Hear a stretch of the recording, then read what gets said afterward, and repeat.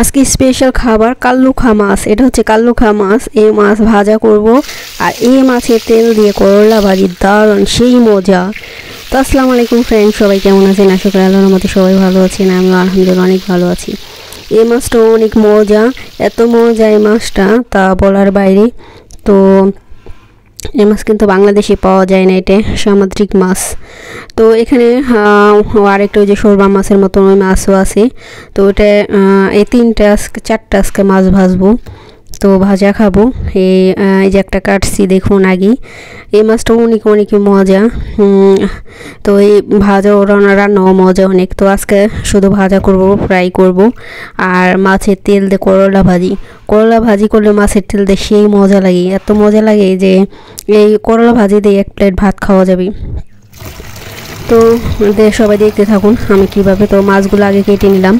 তো ভিডিওটা লং হয়ে যাবে, এর জন্য ভিডিও শর্ট করার জন্য মাছটা আগে কেটে নিয়েছি সুন্দর করে। এখন ধুয়ে পরিষ্কার করে মশলা দিয়ে মেখে নেব। তো একটা স্পেশাল মশলা দিব, সবাই দেখতে থাকুন। এই মশলাটা দিলে মাছটা অনেক অনেক মজা ভাজা। যারা ভাজা খেতে চান, মাছ ভাজা খেতে পছন্দ করেন, তো আমরা মাছ ভাজাটা খেতে বেশি পছন্দ করি। সাথে গরম গরম ভাত, ঘি, 1 চামচ ঘি, তারপর মাছ ভাজা আর যে কোনো একটা করলা বা আলু ভাজা বা যে কোনো একটা ভাজি হলে চলে। তো এটি দিয়ে অনেক মজা করে ভাতটা খাওয়া যায়। তো সবসময় তো মাংসটা ভালো লাগে না, তো সেজন্য মাঝে মধ্যে মাছে তো অনেক ভিটামিন আছে জানেন। তো মাছে ভাতে বাঙালি আমরা, মাছ ছাড়া আমাদের চলে না। আমার মাংস অতটা বেশি ভালো লাগে না, মাংস একদিন 2 দিন 3 দিন পর পর ভালো লাগে। তো প্রতিদিন রেগুলারই কিন্তু একজন বাঙালি মানুষ মাছ খেতে পারবে, কিন্তু একজন মানুষকে যদি আপনি প্রতিদিন মাংস দেন তাহলে কিন্তু সে মাংস খেতে পারবে না। তো এই যে দেখুন মশলা দিতেছি, এটা জিরে গুঁড়ো, ধনিয়া গুঁড়ো, এটা দিলে মাছটা খুবই মজা হয়। আর লেবুর রসটা আমি পরে দিব, এখন দিব না। যখন ভাজা হয়ে যাবে মাছটা তখন আমি লেবুর রস দিব মাছের ভিতরে, তো সেই মজা লাগে।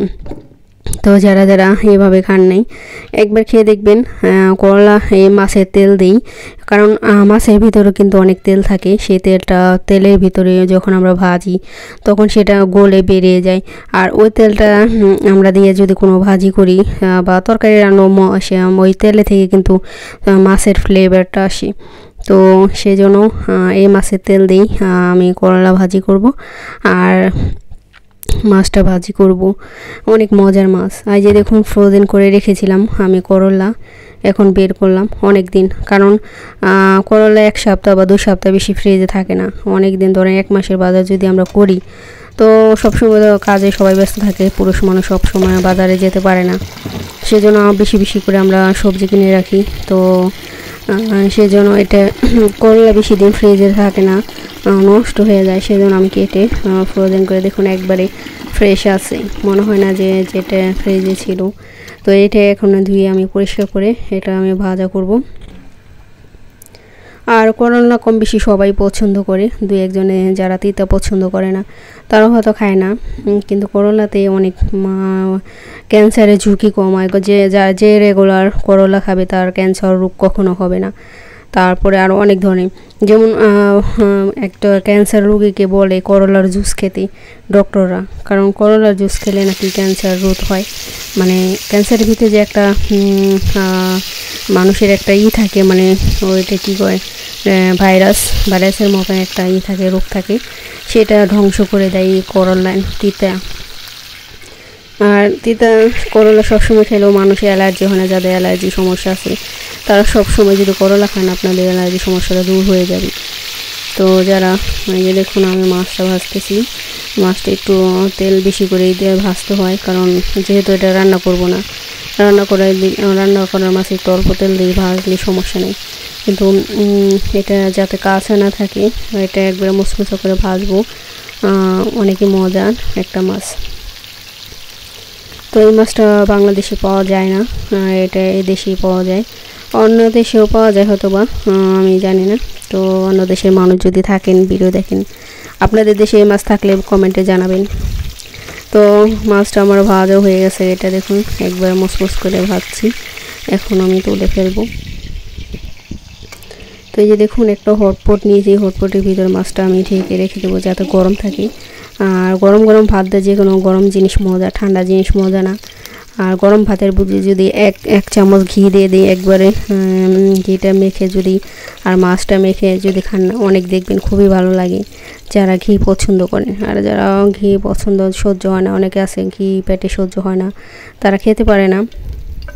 তো আমার অনেক ভালো লাগে ঘি, গরম গরম খিচুড়ি দাও ঘি দিয়ে খেতে অনেক মজা লাগে আমার কাছে।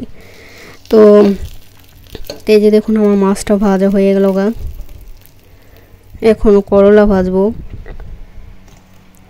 এই তেলের ভিতরে, কারণ তেলটা এই তেলের ভিতরেই দেখুন আমি যে করলা ভাজি করব।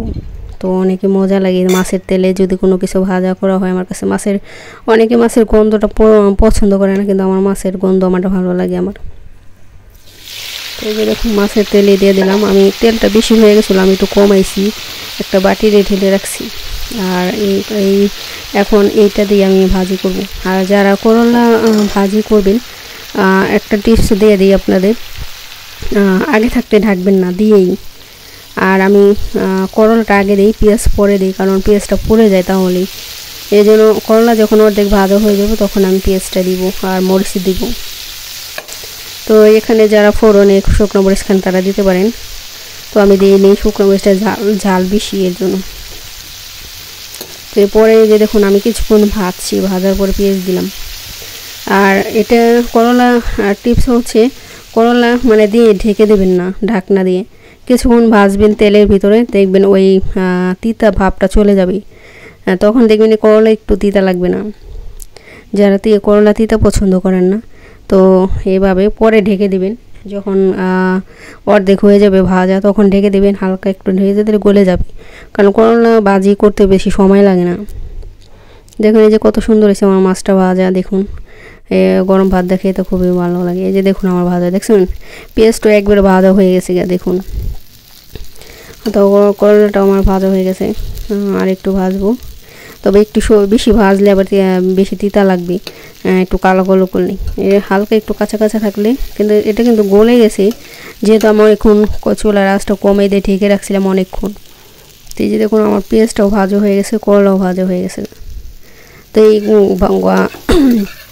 এই করলা ভাজা দিয়ে আর হচ্ছে ভাজা মাছ দিয়ে গরম গরম ভাত, এক চামচ ঘি দিয়ে খেয়ে দেখবেন। যারা খান নাই কখনো, একবার খেয়ে দেখবেন, দেখবেন আপনার কাছে খুবই ভালো লাগবে। দেখুন আমার ভাজাটা হয়ে গেছে, করলা ভাজা। তো আজকের ভিডিওটা কেমন লাগলো আপনাদের জানাবেন। তো সবাই ভালো থাকবেন, সুস্থ থাকবেন। আল্লাহ হাফেজ, আসসালামু আলাইকুম।